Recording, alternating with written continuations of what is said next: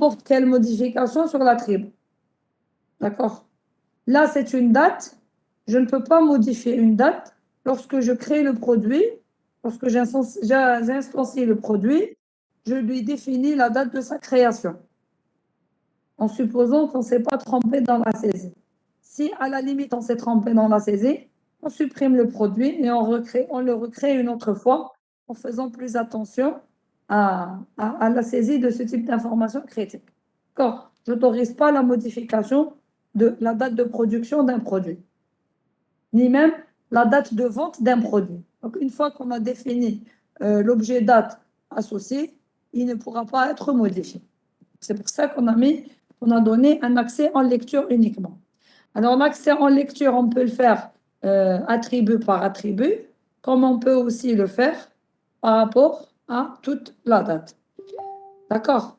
Alors, lire une date, ici, la méthode de lire une date, c'est une méthode qui permet de récupérer une date qui est saisie au clavier. Alors, je saisis une date au clavier. Donc là, vous avez ici un exemple concret où c'est presque un setter dans dans la philosophie ou dans le raisonnement, mais je contrôle la date tout entière. C'est-à-dire, ce n'est pas le jour tout seul qui m'intéresse, ce n'est pas le mois tout seul qui m'intéresse ou l'année toute seule qui m'intéresse, mais c'est la date en entier qui doit être significative. Donc, je récupère au scanner les trois informations, c'est-à-dire jour, mois et année. Donc, la lecture de la date. Ensuite, je dois d'abord vérifier la validité de cette date pour la mettre concrètement dans l'objet. Donc, je vérifie d'abord, est-ce que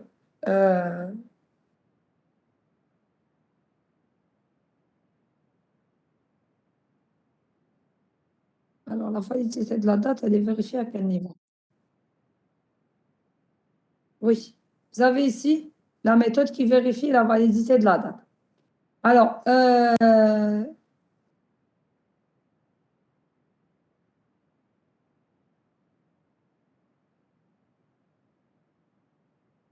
donc, on continue la lecture des jours, mois et années, donc la date n'est pas valide.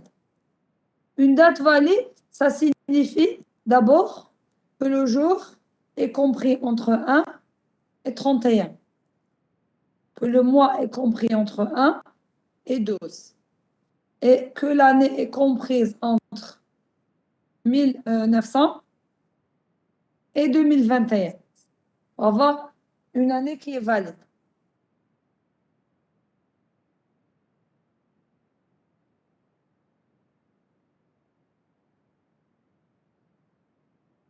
Non, le cas égal, il est pris en compte.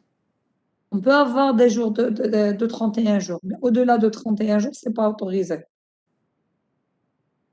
Regardez l'instruction.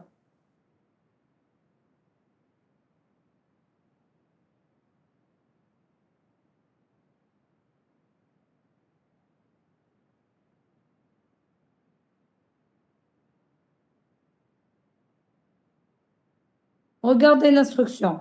Si jour est inférieur à 0, ou jour est supérieur à 31, ou le mois est inférieur à 0, ou le mois est supérieur à 12, ou l'année est inférieure à 1900, ou l'année est supérieure à 2021, on va dire date non valide et valide égale à fausse.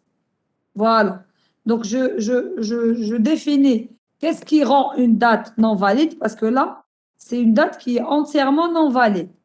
Maintenant, si les attributs chacun est valide dans son domaine, je vais vérifier les relations entre les mois et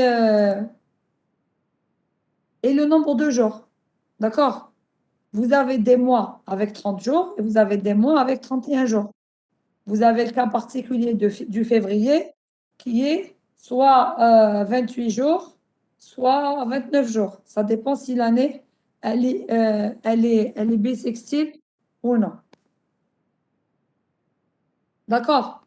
Donc, tous ces tests, toutes ces vérifications, on le fait ici pour dire que c'est une année, c'est une date valide. Donc, si le mois, c'est avril, ou bien juin, bien septembre, bien novembre, et que le nombre de jours est égal à 31, c'est pas valide. Parce que c'est des mois qui ont 30 jours uniquement. Si c'est février et que le nombre de jours est supérieur à 29, alors c'est pas valide. Alors, je peux rajouter ici aussi une information par rapport à l'année bissextile. Bon, on va en parler tout à l'heure de la définition, mais on va pouvoir l'utiliser. Si c'est une année bissextile, alors que le nombre de jours, il est égal à 29. Il est exactement égal à 29.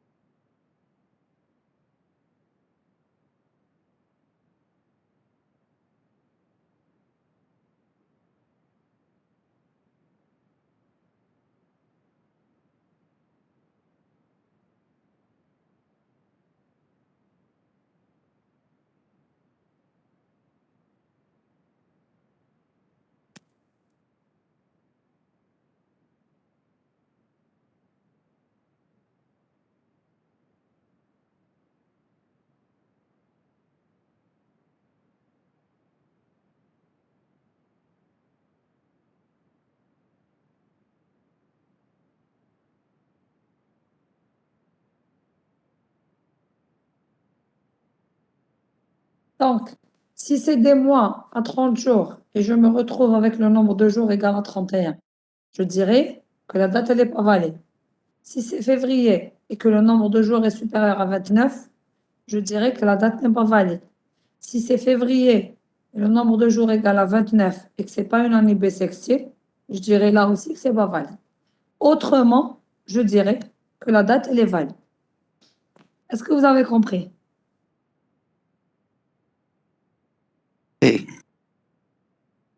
Madame, Oui. pourquoi vous avez laissé le cas 4, 6, 9 vide? Alors, quand vous avez des cases et que tous les cases vont se brancher au même bloc d'instructions, vous les mettez comme ça, les cases de suite. Case 4, case 6, case 9, case 11. C'est-à-dire, tous ces cas sont concernés par if jour égal à 31. C'est équivaut à faire ça.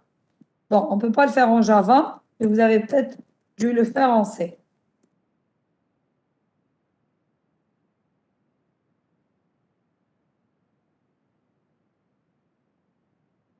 C'est la même chose. Est-ce que vous avez compris? Oui, madame, merci.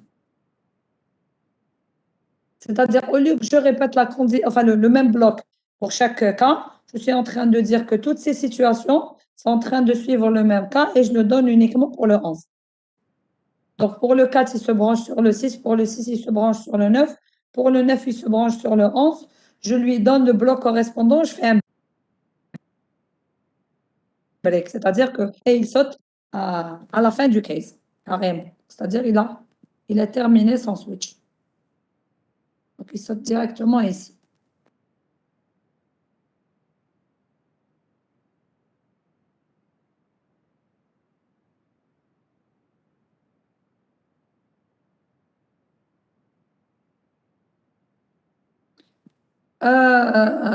Qu'est-ce que vous voulez dire plus optimal que ça? Cas valide, ensuite non valide.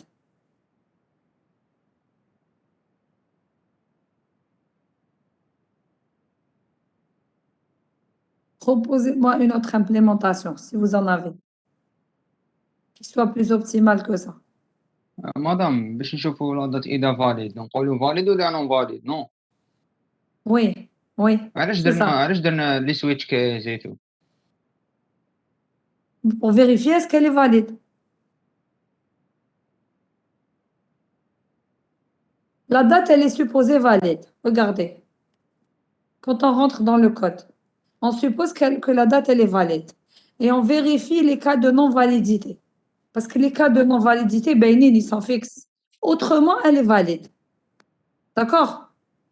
Donc, on vérifie qu'est-ce qui peut rendre la date non valide. Qu'est-ce qui peut rendre une date non valide?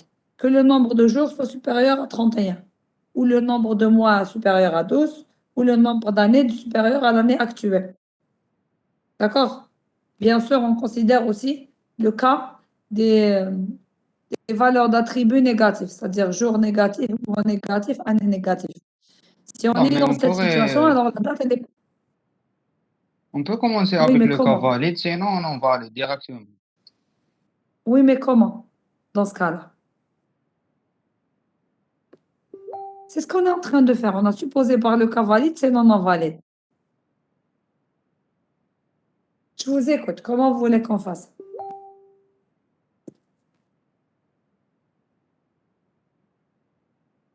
Le jour Donnez-moi une supérieur, instruction. نديرو if jour supérieur et mois supérieur ou inférieur et Ouais. l'année supérieure ou inférieure. Oui, mais le fait que l'intervalle de l'année et du mois et du jour soit respecté, ça ne fait pas que la date, elle est valide. نقدر نعطيك le 30 février 2015. Le 30, il est valide. Février, c'est valide. 2015, c'est valide. Si je suis votre raisonnement, Kolbeli, c'est une date valide. Alors qu'au fond, elle n'est pas valide parce que le lien entre le nombre de jours et le mois ne coïncide pas. Est-ce que vous avez compris la différence entre ce que Madame, je j'ai suis en compris. train de dire et ce que vous êtes en train de dire? Oui, oui, madame, فهمت. J'ai quelques cas particuliers qui font qu'une date n'est pas valide. D'accord? Il y a plus de dates qui sont valides que de dates qui ne sont pas valides. Pour donner tous les critères qui font qu'une date est valide, كنبدا نسيتيهم كاين بزاف. Mais باش نسيتي les cas où la date elle n'est pas valide, on a pu résumer les cas ici.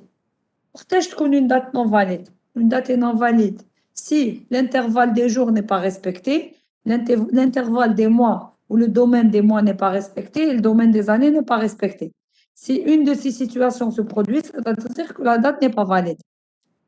Mais si c'est le contraire, le jour dans les domaines, le mois dans le domaine et l'année dans le domaine, je ne vais pas directement dire que c'est valide, ce n'est pas une implication. D'accord?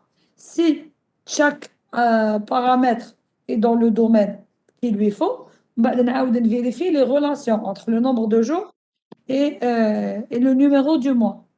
Est-ce que ça coïncide ou pas? D'accord? C'est pour ça qu'on a réfléchi que la date, elle est valide. Si on trouve une chose qui la rend non valide, on met le booléen à fond. D'accord? Donc, pour dire qu'une date, en réalité, est valide, elle doit passer par tous ces filtres. Si en passant par tous ces filtres, le booléen est resté à vrai, donc automatiquement, je pourrais dire que cette date, elle est valide.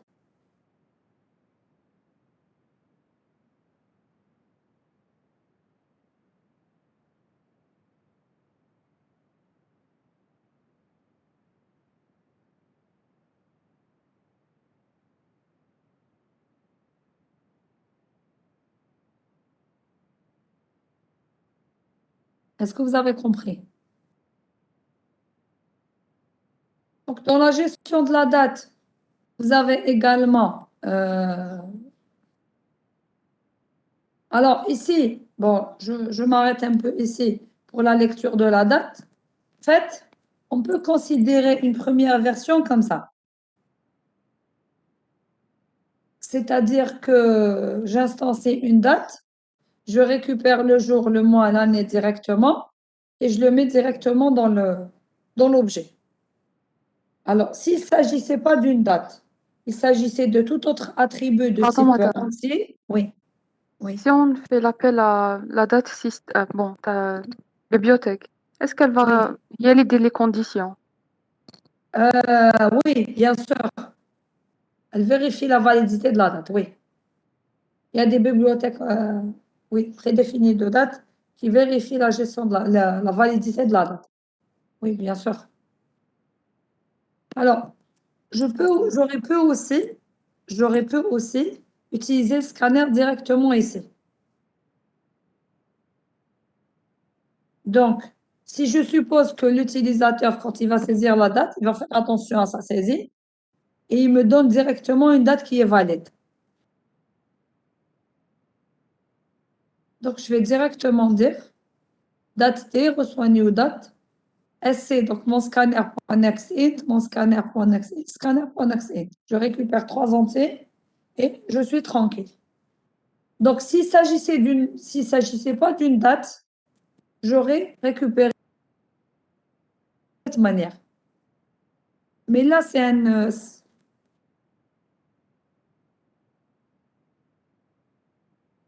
comment on peut ajouter une date avec le type date? Je n'ai pas compris. Je n'ai pas compris votre question. Comment on peut ajouter?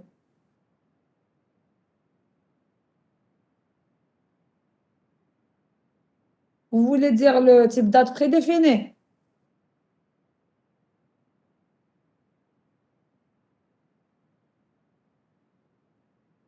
Vous l'avez ici,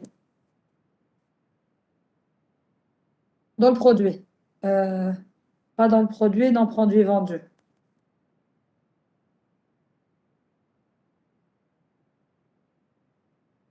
Vous l'avez ici. Private date vente. C'est la date de vente d'un produit.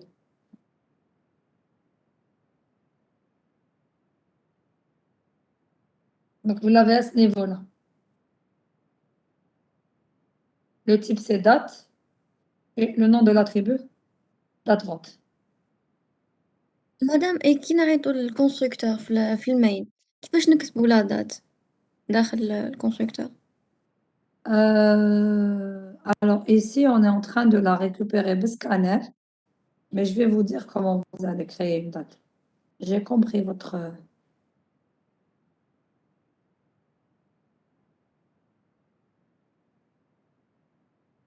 J'ai compris votre question. Hello, int. Int. On a le constructeur. On l'a défini comment? On l'a défini ainsi. Int jour, int mois, int année. Donc, si je veux créer une date, je peux rajouter ici un constructeur.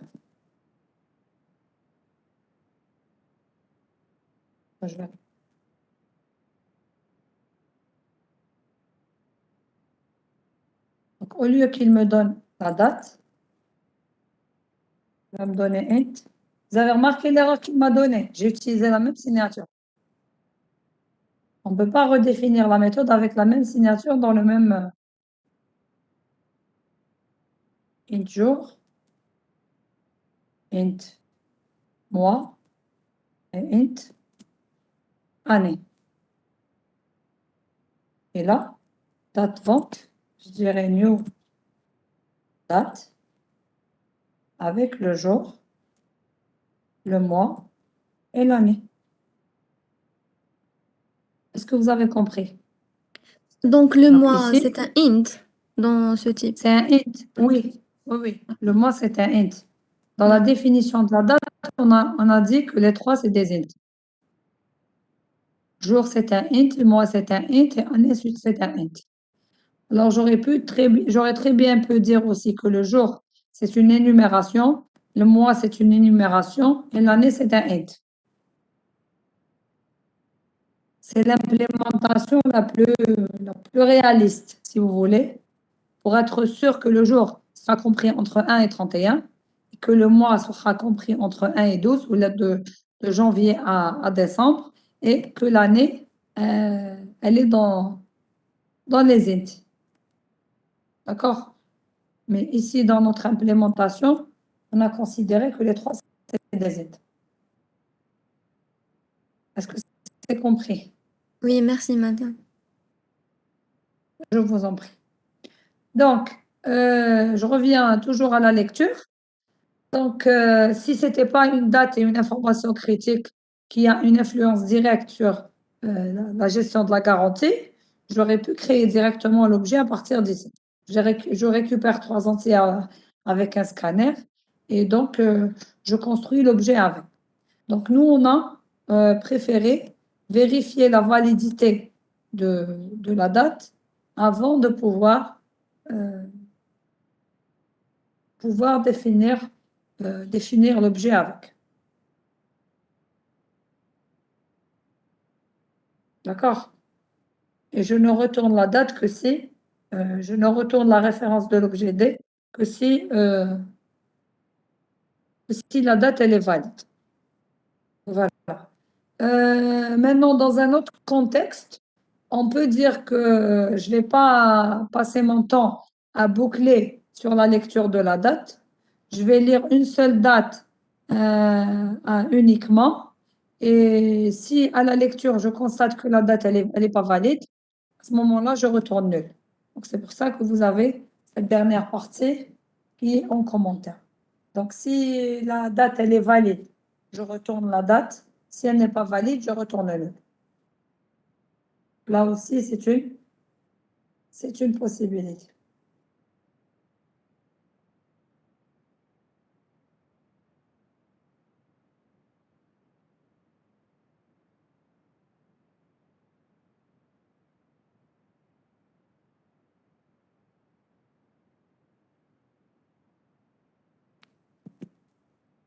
C'est bon? Est-ce que vous avez compris la gestion de la date jusqu'à maintenant? Pardon, madame, c'est pas une boucle infinie ou bon, Non, chaque c'est un fois do il while. a chaque fois تكون fausse, donc elle va jamais retourner nulle. L'utilisateur Justement, donne peut-être que une vrai. bonne date. Do while non valide. On vous dit, tant que la date n'est pas valide, il continue. Il s'arrêtera lorsqu'il reçoit une date qui est valide. Regardez la condition du while. C'est while not des points valides de date. Tant que la date D n'est pas valide, il va continuer, il va boucler. Il s'arrêtera lorsque D est valide.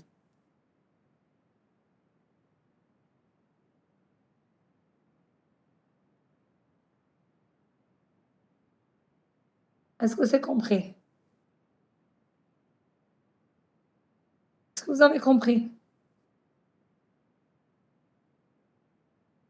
Oui, madame. D'accord, très bien. OK, donc la méthode suivante pour la gestion de la date, bon, c'est l'affichage.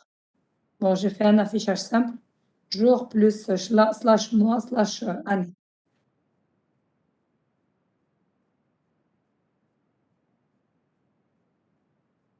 La méthode suivante, c'est pour déterminer est-ce qu'il s'agit d'une année bissextile ou pas.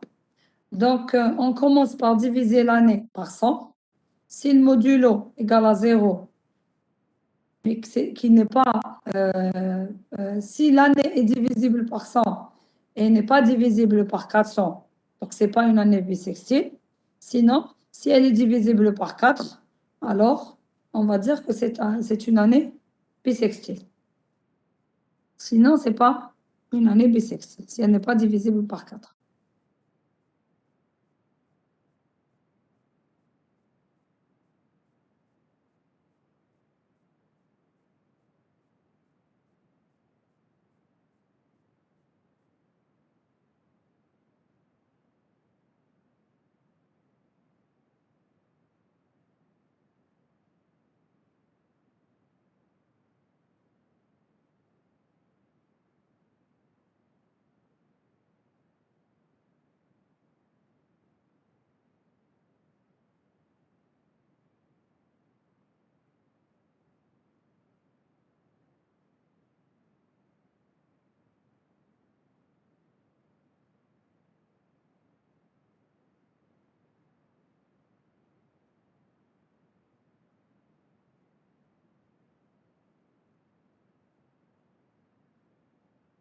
Est-ce que vous m'entendez?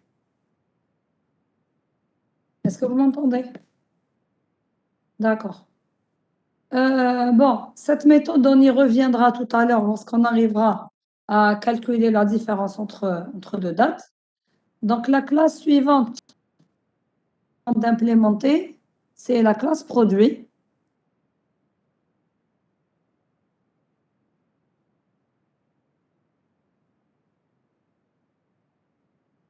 Donc, la classe suivante, c'est la classe produit.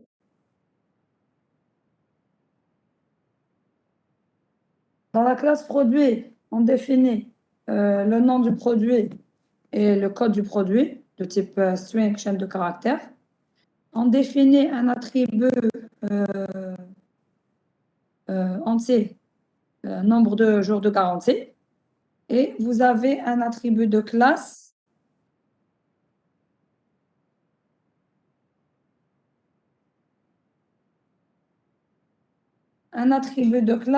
nombre de jours.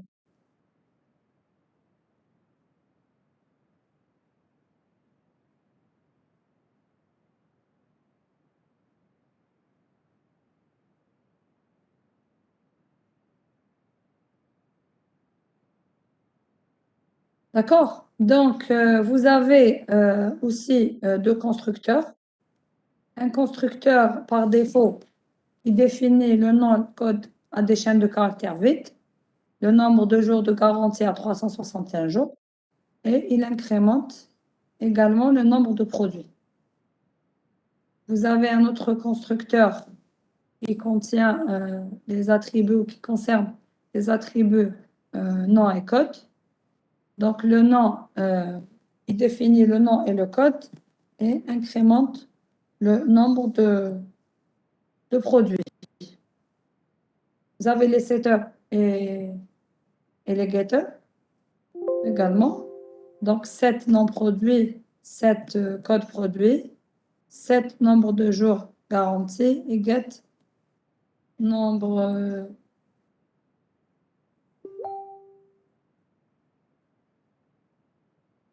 Alors, une méthode qui gère un attribut statique et statique aussi.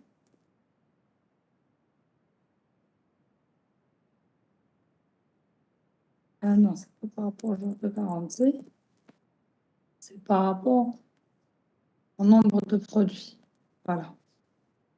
Donc, le getter, nombre de produits, set code, set nom. Il y a des getters qui manquent.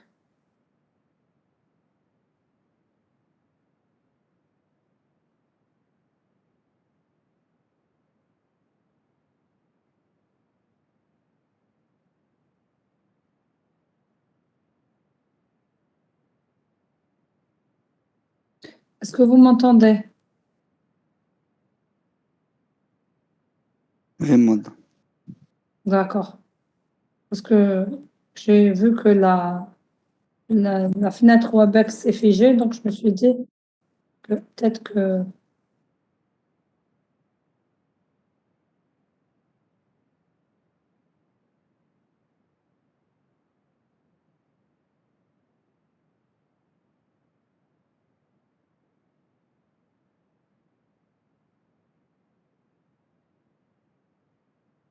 Alors,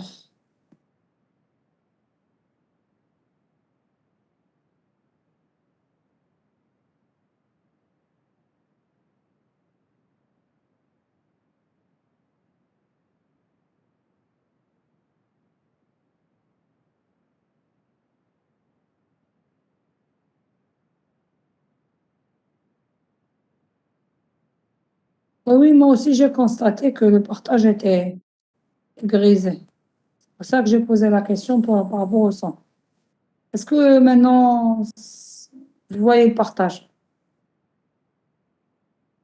Est-ce que vous voyez mon éclipse? Oui. D'accord. Ok, très bien. Donc, j'ai constaté qu'il y avait des getters en moins. Donc, get nombre de produits, get nombre jours de garantie.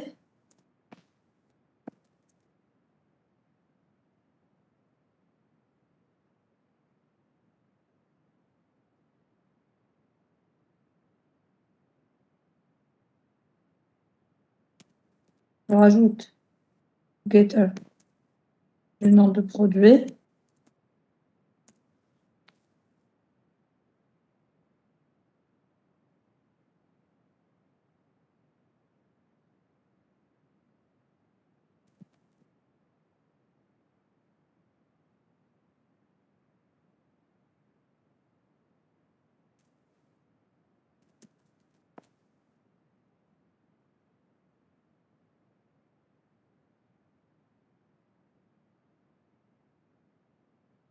Et getter pour le code de produit.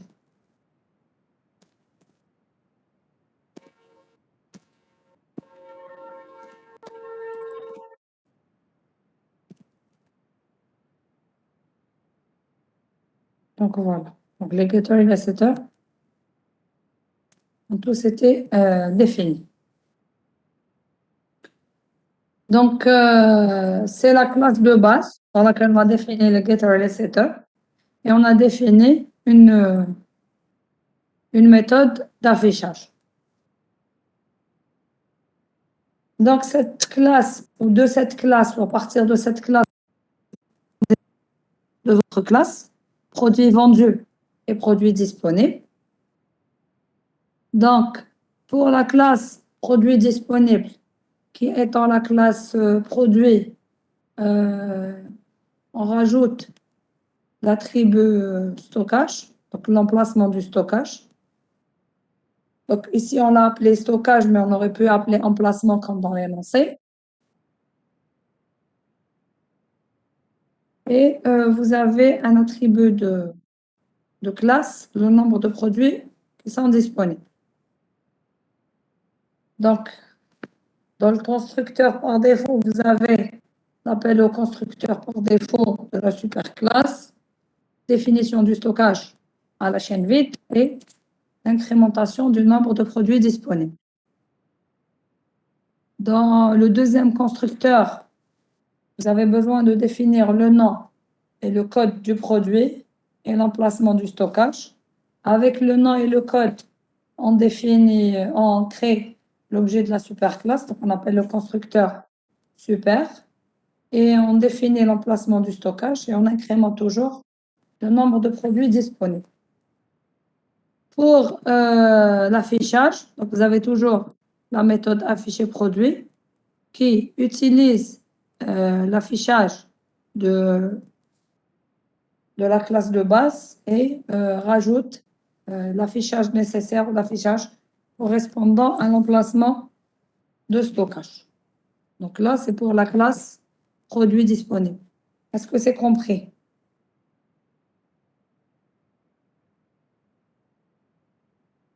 Madame. D'accord, très bien.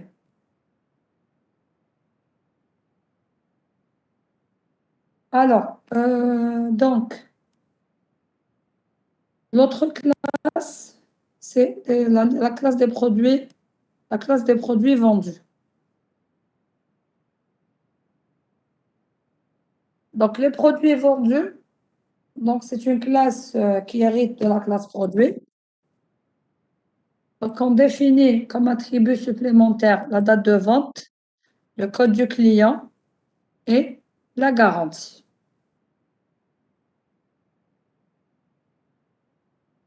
Donc, produit vendu. Pour la classe produit vendu, vous avez deux constructeurs. Trois constructeurs, on a rajouté un troisième. Alors, où est le polymorphisme ici? Oui, dans la méthode d'affichage. La méthode d'affichage, elle est polymorphe. Donc, elle est définie dans la classe de base, affiché produit. On l'a redéfinie dans la classe produit disponible. Et on l'a également redéfinie dans la classe produit, produit vendu. Oui, affiché produit. On rajoute l'affichage par rapport à la date de vente.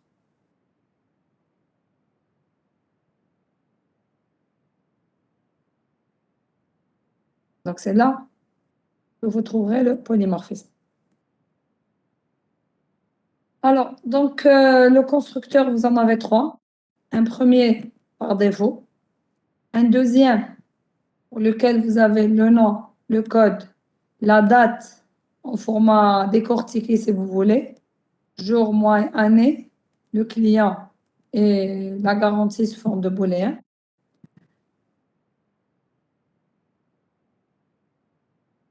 Le troisième constructeur pour lequel vous avez l'objet date ou la date sous forme d'un objet de type date. Donc, vous initialiserez les attributs sont initialisés en tenant compte des arguments de ce constructeur. Dans cette méthode, on rajoute un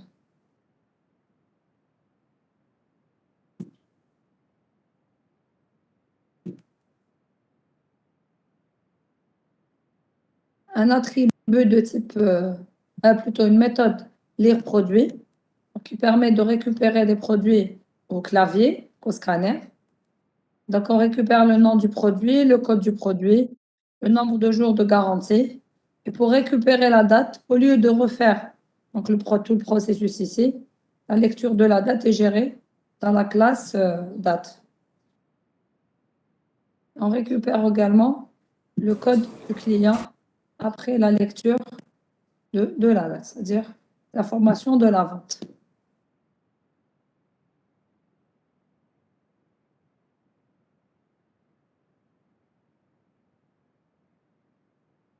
Alors, pour vérifier la garantie, donc c'est là où on a utilisé la date système ou la classe date définie dans java.util.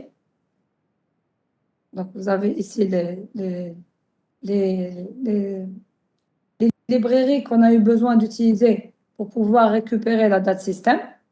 Donc, Java util, Java time.étoile, Java time.temporal chronounit. Donc, on a utilisé ces classes pour pouvoir récupérer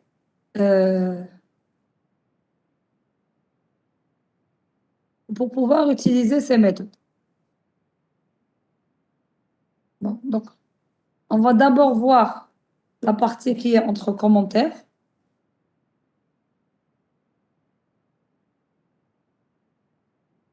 Ensuite, on verra notre implémentation de la différence entre deux dates. Alors, si on veut calculer la différence entre deux dates, il y a des étapes par lesquelles il faut suivre et il faut passer. D'abord, on a récupéré la date système, c'est-à-dire la date d'aujourd'hui. Donc, c'est pour ça qu'on a utilisé un objet, on a instancié un objet maintenant de type localDate. Et on utilise localDate.now pour instancier cet objet. C'est-à-dire, on récupère la valeur de la date système actuellement. Est-ce que vous m'entendez?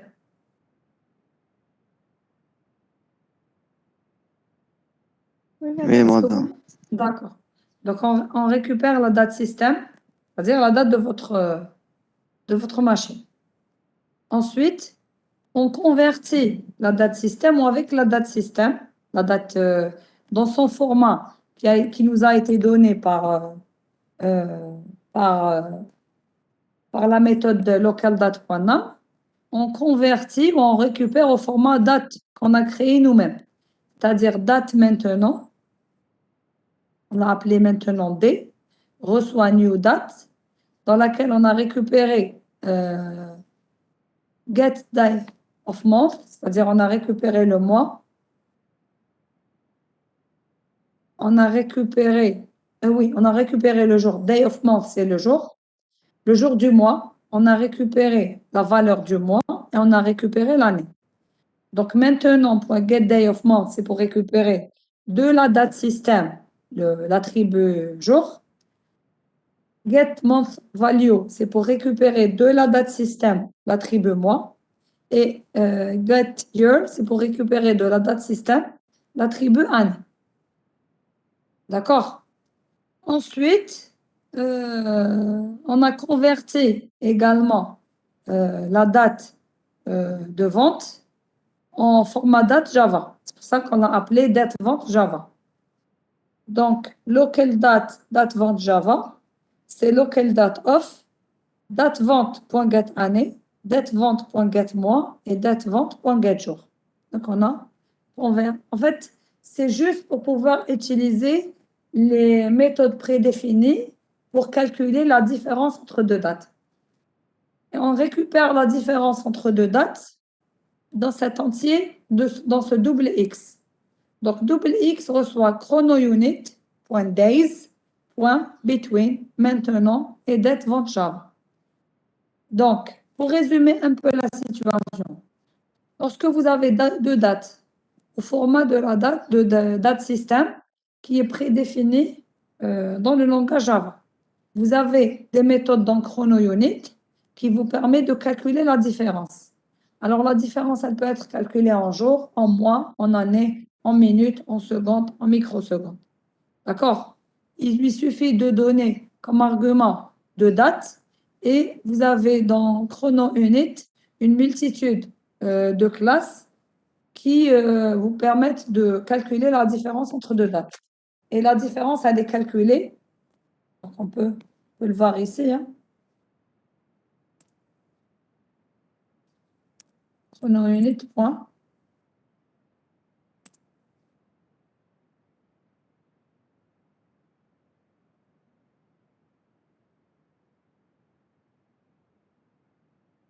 Voilà. Vous avez ici, par rapport au centenaire, par rapport au millénaire. Donc, vous avez ici les différentes mesures avec lesquelles vous pouvez calculer la différence entre deux dates, par semaine, par année, par nanoseconde, par milliseconde, par millénaire, etc., etc. D'accord? Donc, nous, ce qui nous a intéressé ici, ce qu'on a eu besoin d'utiliser ici, c'est la différence par rapport au jour, puisque le nombre, la garantie, elle est exprimée en nombre de jours.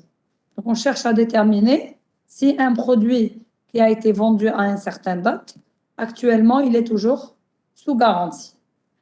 Une fois qu'on a récupéré la valeur de X, il suffit de comparer. Je rajoute ce qu'il faut pour la partie. Donc, if X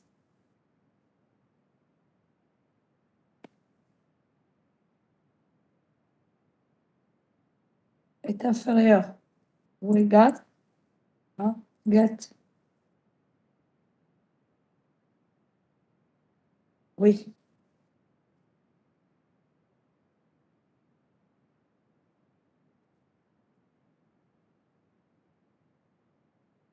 S.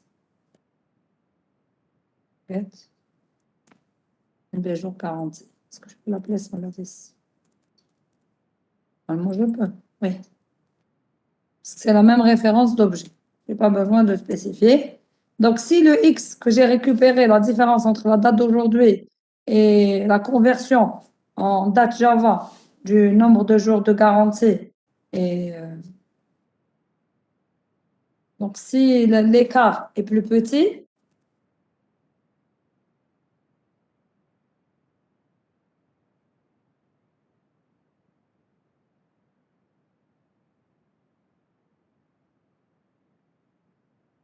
donc garantie égale à true, else garantie égale à false.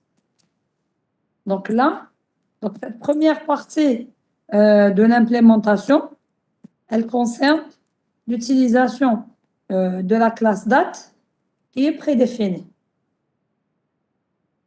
Maintenant, si je ne veux pas utiliser la classe date qui est prédéfinie, mais je veux plutôt implémenter moi-même la différence entre deux dates, donc il faut calculer la différence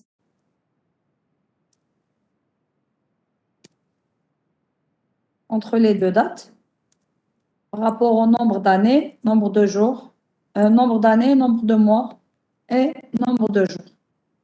D'accord? Donc, si la différence entre la date d'aujourd'hui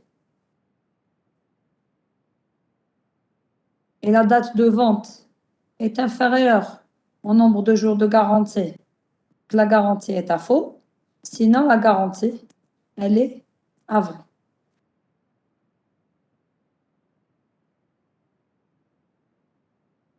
Alors, comment on va calculer la différence entre deux dates? Donc, on commence par calculer la différence ou le nombre de jours de différence par rapport à l'année.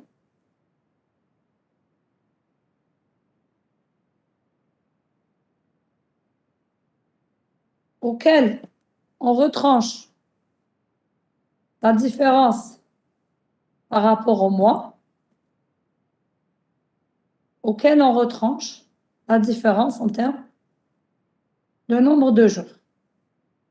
Et on convertit tout ça, on récupère l'entier correspondant. Bon, cette méthode pour calculer la différence entre deux dates, elle n'est pas très exacte, mais c'est la formule la plus simple qu'on a pu déterminer l'année dernière. Est-ce que vous avez une autre proposition pour calculer la différence entre deux dates?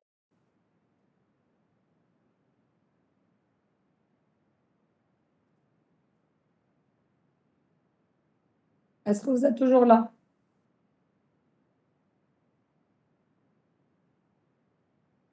Oui. Alors, est-ce que vous êtes d'accord avec cette approche pour calculer la différence entre deux dates? Ou bien vous voulez modifier ça autrement?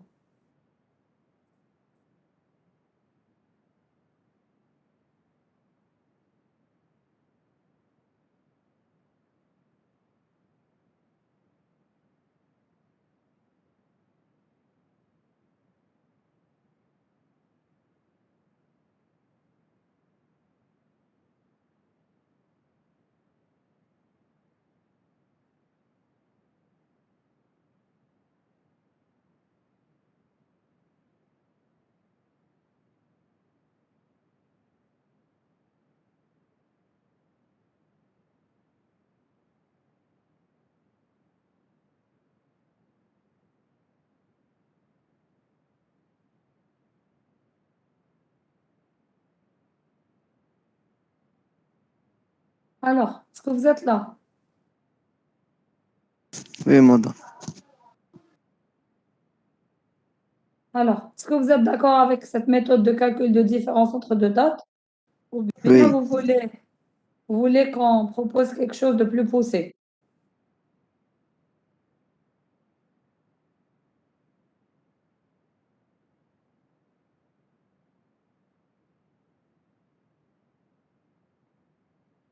ليها madame. Ok. Est-ce que vous avez des questions?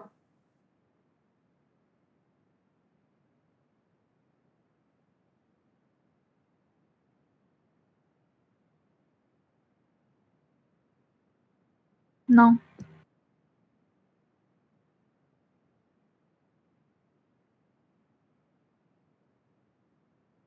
Il n'y avait pas de question.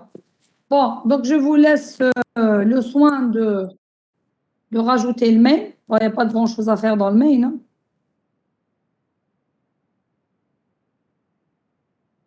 Donc, créer un tableau de son produit, initialiser ce tableau avec 3 produits vendus et 2 produits disponibles. Ensuite, donner la possibilité au client de renseigner son code et la date d'achat de son produit, donc date et vente, et afficher ensuite les informations concernant le produit acheté et afficher aussi s'il est couvert par la garantie ou non.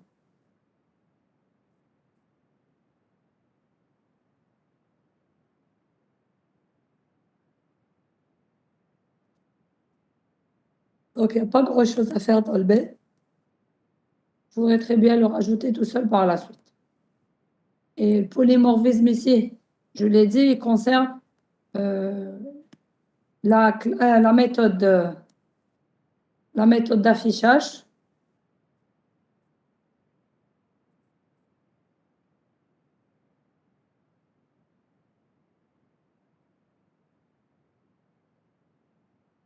Donc, il concerne uniquement oui, la méthode d'affichage qui est polymorphe dans ce code. Est-ce que c'est compris? Oui, Oui madame. ou non? D'accord. Est-ce que vous avez des questions? Madame, Oui, s'il vous plaît, vous pouvez expliquer oui. la différence entre GRE, GDK et la machine virtuelle? J'ai pas su Alors, entre entre JRE, JDK et machine virtuelle. D'accord. oui. Alors, JDK, c'est le Java Development Kit, c'est-à-dire c'est l'environnement de développement. Quand je dis un environnement de développement, c'est le compilateur que vous utilisez. C'est les fonctions et les classes prédéfinies, et c'est le compilateur qui est capable de dire est-ce que c'est bon ce que vous avez écrit ou pas, et lorsque c'est bon, déterminer où se trouve le code correspondant à la méthode pour pouvoir l'exécuter au moment de l'exécution. Donc là, c'est le JDK. Donc, même Eclipse qu'on est en train d'utiliser ici, il intègre un certain JDK en lui. Bon, c'est un peu plus poussé parce que vous avez l'intelligence, vous avez la possibilité, il est en train de souligner les variables ou les... Oui, c'est ça, les variables qui sont déclarées, qui ne sont pas utilisées. Il souligne des mots qu'il ne reconnaît pas, il souligne lorsque vous vous trompez dans quelque chose. Donc là, c'est un peu poussé. Et si vous travaillez avec la console, c'est lorsque vous exécutez la commande JavaC ou la Java Compiler qu'il vous donne les erreurs qu'il a décelées ou les warnings qu'il a décelés à partir de votre code. Donc, à chaque fois que vous avez un code écrit dans un langage donné qui a besoin d'être compilé, c'est que vous avez un kit de développement. Donc, JDK, c'est le kit de développement propre à Java. D'accord? JRE, c'est l'environnement d'exécution. Bon, l'environnement d'exécution, il y en a pas mal. Pourquoi il y en a pas mal? Parce qu'il y a énormément d'applications Java. Et chaque application Java a ses exigences par rapport à un environnement d'exécution. Alors, l'environnement d'exécution basique, c'est le JRE. Un environnement d'exécution, c'est quoi? C'est une virtualisation des ressources pour pouvoir y accéder, exécuter votre application dans un petit espace qui vous est réservé, sans pour autant influer sur les ressources et sans pour autant influer sur le système d'exploitation. Lorsque vous exécutez une application en C, lorsque vous exécutez votre application, vous écrivez une application en C, vous exécutez votre application, elle va s'exécuter directement sur les ressources. Donc, si votre CPU surchauffe, il surchauffera, il peut brûler la carte mère facilement. Lorsque vous travaillez dans un environnement virtualisé, la machine virtuelle, elle est là pour protéger vos ressources matérielles. Elle est également là pour protéger votre environnement logiciel, c'est-à-dire votre système d'exploitation. C'est la raison pour laquelle aussi, vous pouvez gérer et intercepter les exceptions, chose qu'on ne peut pas faire dans un langage qui s'exécute directement sur les ressources. Lorsque vous avez un langage virtualisé, c'est la machine virtuelle qui va analyser l'instruction avant de pouvoir l'exécuter. C'est comme si elle va l'exécuter à part, voir ce qu'elle peut provoquer et dire est-ce qu'elle passe ou elle passe pas. C'est pour ça qu'on peut capturer des exceptions. On exécute l'instruction, on voit ce qu'elle va provoquer, on va lui dire non, non, non, toi, tu ne vas pas t'exécuter, tu vas provoquer une exception. Donc, si on veut capturer des exceptions, on sait ce qu'il faut faire à travers les blocs try catch pour dire est-ce que si cette instruction risque de poser problème, je préfère ne pas continuer à l'exécuter. Voilà l'autre alternative d'exécution. Ceci est possible parce qu'on est en train de travailler dans un environnement virtualisé. Donc, JRE, c'est un environnement d'exécution et donc c'est une machine virtuelle qui est basique. Alors, vous avez le JRE, qui est un environnement d'exécution. Vous avez... Madame, Oui. le jet de classe, il a pas une machine virtuelle. Comment? Le GDK. Je vous entends pas très bien. Le GDK. Il n'a pas Ouais. une machine virtuelle. Donc, c'est lui qui va compiler. Pour voir s'il n'y a pas d'erreur. La compilation ne nécessite pas un environnement virtuel. C'est pas la compilation qu'on détecte les erreurs. Non. Les erreurs sont détectées, c'est des erreurs syntaxiques, pardon. Lorsque vous compilez le code, il vous donne les erreurs syntaxiques. Les erreurs sémantiques, les erreurs d'exécution, l'exécution est exécutée. Si l'instruction ne le passe pas, vous aurez une exception qui sera provoquée à cette étape. D'accord? Elle ne pourra pas être détectée au moment de la compilation. Donc, JDK n'a pas besoin d'avoir une machine virtuelle. On n'est pas sous forme d'une machine virtuelle. Mais la machine virtuelle Java ou la Java Virtual Machine, elle concerne l'exécution. C'est pour ça aussi que même si vous n'avez pas installé JDK, vous avez une machine virtuelle Java préinstallée dans votre machine. Le navigateur, il en a besoin. JavaScript, il en a besoin. Les jeux en ont besoin. Les applications Android en ont besoin. Donc, tout ça nécessite une machine virtuelle Java pour son exécution. Donc, dans l'exécution, ils ont besoin de la machine virtuelle, mais pour la compilation, ils n'ont pas besoin de la machine virtuelle. Est-ce que vous avez compris? Oui, madame. Madame, et si on décide de définir un type date, comment on Oui. peut l'implémenter? C'est-à-dire, on définit 3 entiers de date ou bien comment? Voilà, ici, on l'a défini, on a implémenté un type date. Le type date, vous le définissez de la manière qui vous convient pour le gérer. Si vous avez besoin que le jour, c'est des entiers, le mois, c'est des chaînes de caractères, l'année, c'est des entiers, vous le définissez ainsi. Si vous avez besoin que le jour soit une énumération, le mois, une énumération, et l'année, c'est un entier, vous définissez de cette manière. Donc, quand vous implémentez vous-même le type date, ça signifie que vous avez besoin de l'adapter à votre situation, de l'adapter à votre application. Et si on utilise le type prédéfini de Java, comment on peut l'implémenter? Vous n'avez bien- pas à l'implémenter, le type prédéfini de Java, vous l'utilisez. Vous avez vu ici, quand on l'a utilisé dans la... Alors, vous avez le type date, vous avez le type local date. Local date, c'est le type simple. Et vous pouvez accéder à ça. Vous pouvez accéder à sa définition.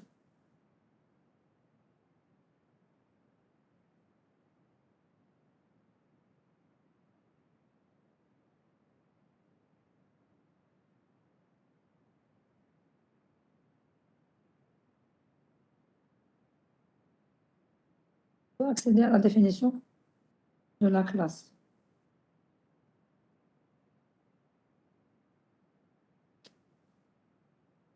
Attendez.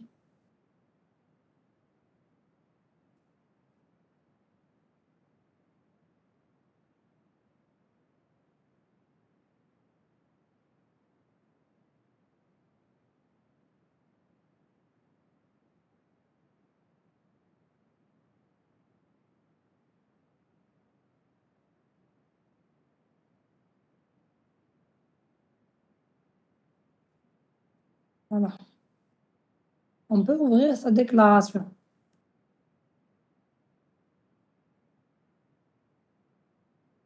vous avez ici les méthodes, telles qu'elles ont été définies. Donc, vous voyez cette classe, si elle vous convient, tant mieux, vous allez l'utiliser, sinon vous allez l'implémenter. Alors, est-ce que c'est une date qu'on peut hériter?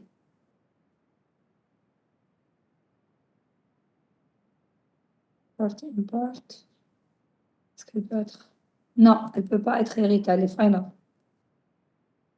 Vous ne pouvez pas hériter de cette classe, mais vous pouvez la définir, la redéfinir, c'est-à-dire une nouvelle classe, comme on vient de le faire ici, une nouvelle classe date avec nos attributs, avec nos méthodes. Et au besoin, on utilise un objet de cette date et on le convertit. Ici, par exemple, ils ont défini pour chaque attribut valeur max et valeur min. Ils les ont définis sous forme de constante qu'ils utilisent de l'instanciation en date pour faire les vérifications qu'on a fait. D'accord? Et vous pouvez lire cette documentation, si vous voulez, de la classe pour voir toute l'implémentation qu'ils ont fait. Comment ils sont en train de convertir, comment ils sont en train de calculer la différence entre deux dates. D'accord?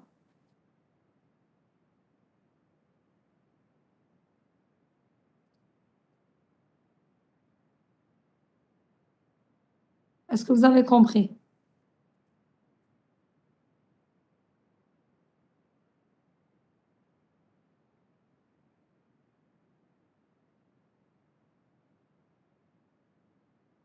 Est-ce que vous êtes toujours là? Oui, madame, merci. Je vous en prie. Donc, ça dépend. Si ce qui est prédéfini vous convient, c'est ce que vous allez utiliser. S'il ne vous convient pas, vous allez implémenter vous-même votre date. Alors, en principe, si je me rappelle bien, toutes les classes dates prédéfinies en Java, vous ne pouvez pas les étendre parce qu'elles sont fines. C'est-à-dire vous n'avez pas le droit d'hériter à partir de ces classes.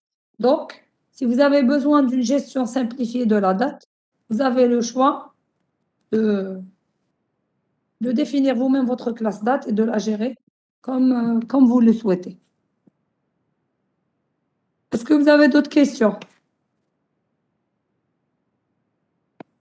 Madame, vu le projet, Oui, mini-projet, dans la classe client, oui, ils ont dit que le client possède plusieurs comptes. Après, ils ont dit que le client est décrit par une liste de ses comptes. Donc, est-ce qu'on va utiliser un vecteur? bien sûr. Vous utilisez la structure qui vous paraît la plus adéquate. Ça peut être un tableau, ça peut être un vecteur, ça peut être une linked list, une array list. Donc, j'accepterai toutes les structures. Le plus important, c'est de dire que pour un client, j'ai la possibilité de déterminer tous les comptes qui sont en possession de ce client. D'accord? D'accord, Donc, merci, pour madame. j'ai laissé comme ça, juste pour vous laisser le choix de l'implémentation. Alors, par rapport au mini-projet, alors vous avez le droit de travailler en binôme, vous avez également le droit de travailler en trinôme. Évitez-moi le maximum possible de travailler en binôme, s'il vous plaît.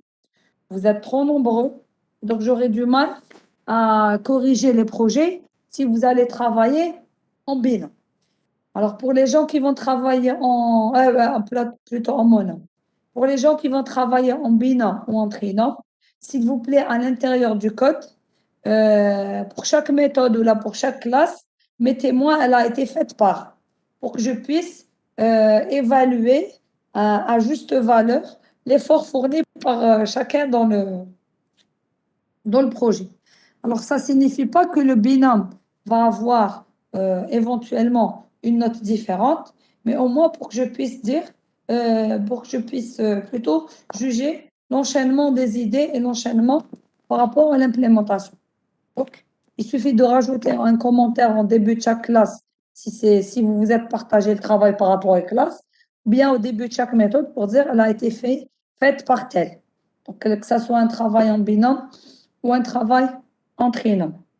Alors, vous avez le droit de rajouter autant de classes que vous voulez si vous jugez nécessaire, en plus de la modélisation que je vous ai proposée. La même chose pour les méthodes. Toute classe ajoutée ou toute méthode ajoutée et tout attribut rajouté de plus doit uniquement être justifié par le besoin ou bien par la nécessité que vous avez constatée tout simplement. Qu'est-ce que je voulais rajouter d'autre? Oui, pour la remise, je vous enverrai par la suite un lien Drive dans lequel vous allez uploader les projets. Et je vous donnerai la codification que vous allez suivre pour nommer vos projets, pour faciliter la récupération et la correction.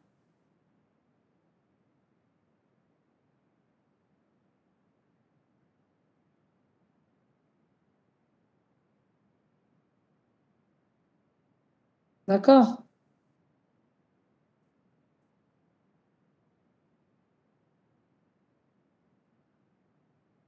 Est-ce que vous avez des questions par rapport au projet?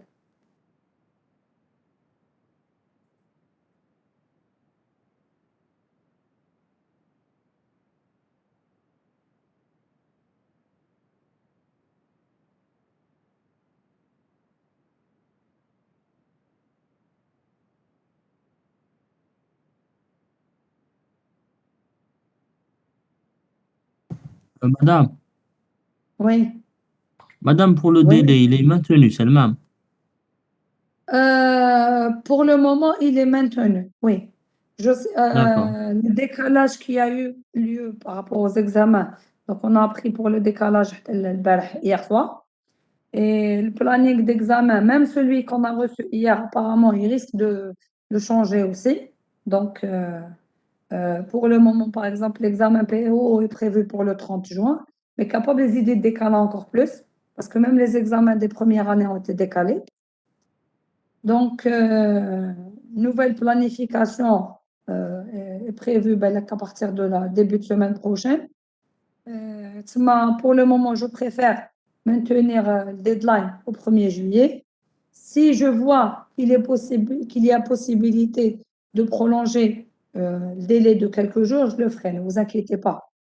Vous n'avez pas besoin de le demander pour que je le fasse. Moi, j'ai fixé le 1er juillet en tenant compte des soutenances de licence qui sont prévues en principe le 6 et le 7. Principe. S'il n'y a pas de changement par rapport à la planification, une planification initiale, les soutenances de licence étaient prévues le 6 et le 7 et vos délibérations prévues à partir du 11 juillet, donc pour que je puisse avoir largement le temps de corriger. Maintenant, s'il y a un décalage aussi dans la planification des soutenances et des délibérations, je pourrais également vous rajouter quelques jours dans le délai de remise. Merci, madame. Je vous en Madame, prie. Oui. mais Oui, je pour vous en l'arrêt de cours, c'est pour aujourd'hui. Oui, l'arrêt de cours, c'est aujourd'hui. J'ai demandé pour la D'accord. semaine prochaine, j'ai pas eu de retour. Mais l'arrêt de cours, c'est aujourd'hui. Effectivement. Madame, Oui. il y a quelques questions sur le chat. Il y a quelque... j'arrive pas à... Attendez. C'est bon. Parce que parfois, le chat, il disparaît.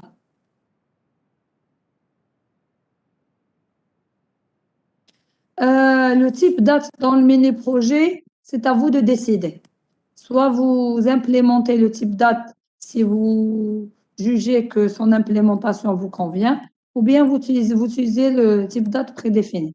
Là, vous êtes libre de décider par rapport à la gestion de la date. Je viens tout juste de répondre à votre camarade à ce sujet. Pour les constructeurs, est-ce que vous pouvez modifier? Modifier quoi par rapport aux constructeurs? Qu'est-ce qui ne vous plaît pas dans les constructeurs?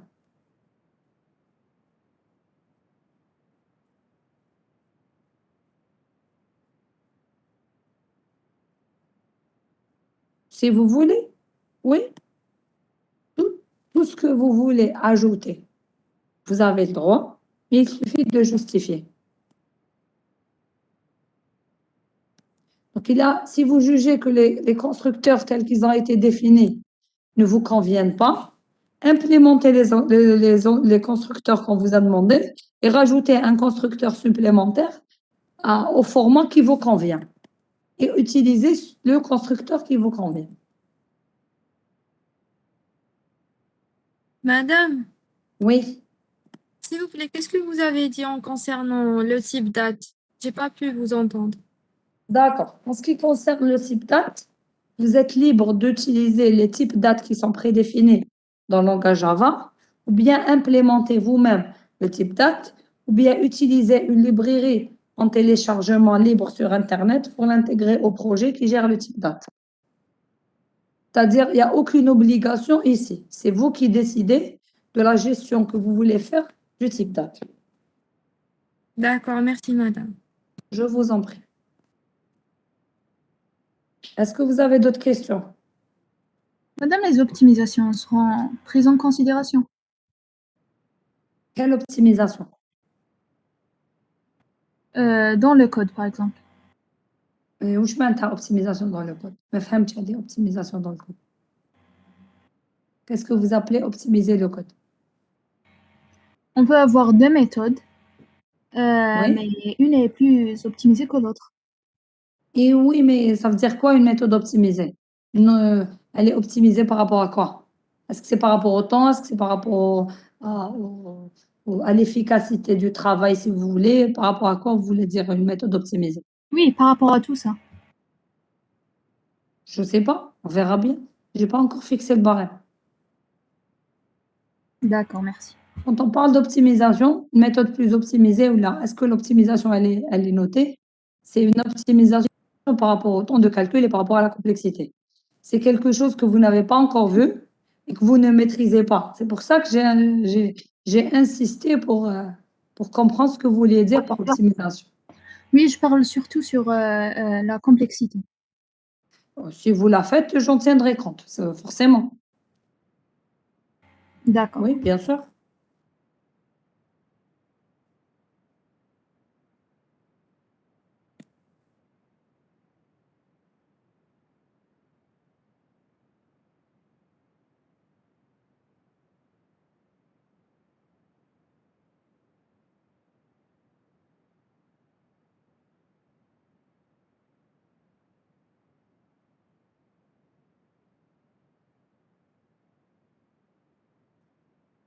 Là aussi, c'est à vous de décider. Est-ce que vous en avez besoin et vous devez justifier ou pas?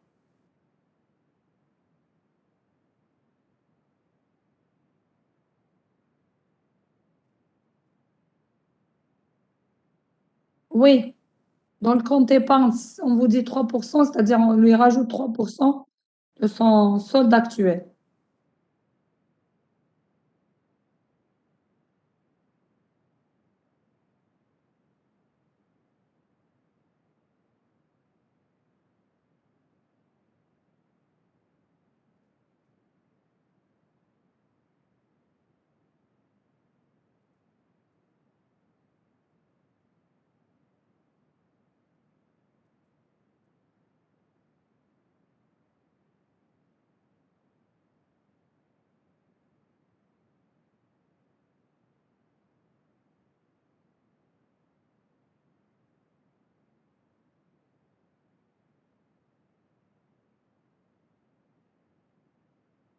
Est-ce que vous avez d'autres questions?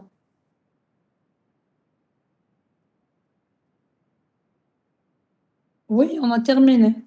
Je réponds juste à vos questions. Si vous avez des questions sur le projet.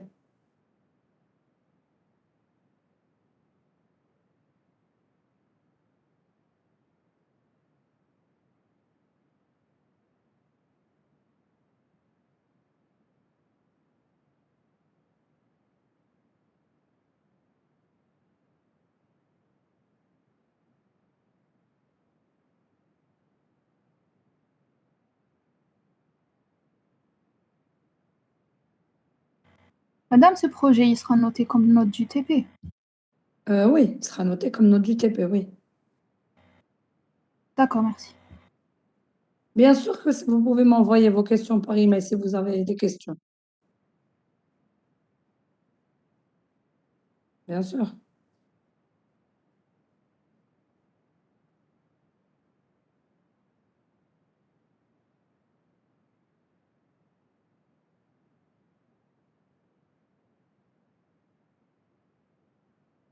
Est-ce que vous avez d'autres questions?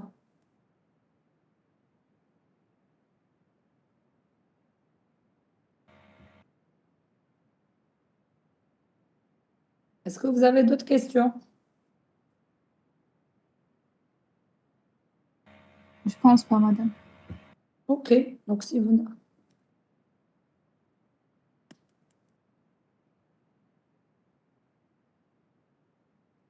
Alors, actuellement,